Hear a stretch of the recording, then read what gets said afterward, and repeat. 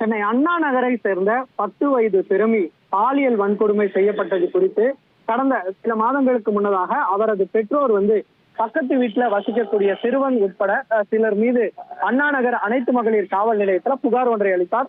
இந்த புகாரின் மீது தகுந்த நடவடிக்கை எடுக்காமல் காவல் ஆய்வாளர் தங்களை தாக்குவதாகவும், குறிப்பாக அந்த புகார்ல இருந்து சிறுவனின் பெயரை நீக்க கோரி அந்த புகாரை தாக்குவதாக சிறுமியின் பெற்றோர் ஒரு பரபரப்பு வீடியோ ஒன்றை வெளியிட்டார்.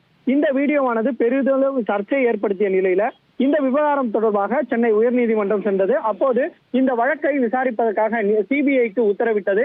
இதனை எதிர்த்து தமிழக அரசு உச்சநீதிமன்றத்தில் மனு தாக்கல் செய்த நிலையில் இந்த விவகாரத்தை தமிழகத்தை அல்லாத காவல் அதிகாரிகள் விசாரணை நடத்தலாம் என உத்தரவிட்டது அடிப்படையில சிறப்பு புலனாய்வு குழுவும் அமைக்கப்பட்டது.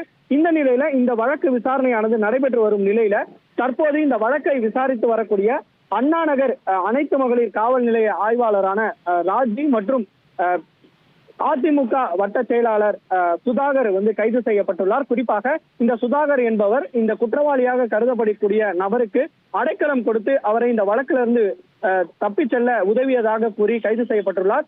மேலும் புகார்தாரரை தாக்கியதாகவும் புகாரின் மீது உடனடியாக நடவடிக்கை எடுக்காத காரணத்திற்காகவும் அண்ணா நகர் அனைத்து மகளிர் காவல் ஆய்வாளர் ராஜி கைது செய்யப்பட்டிருப்பதாக போலீசார் தரப்புல தகவல் தெரிவிக்கப்பட்டுள்ளது. கைது செய்யப்பட்ட இருவரிடம் விசாரணையானது மேற்கொள்ளப்பட்டு அவர்கள் எழும்பூர் நீதிமன்றத்தில் ஆஜர்படுத்த இருப்பதாகவும் தகவல் தெரிவிக்கப்பட்டு, மேலும் இந்த வழக்குல யார் யாரெல்லாம் தலைமறைவாக உள்ளனரோ அவர்களை பிடிக்கும் நடவடிக்கையில் சிறப்பு புலனாய்வு குழுவினர் ஈடுபட்டு வருவதாக தகவலானது தெரிவிக்கப்பட்டுள்ளது.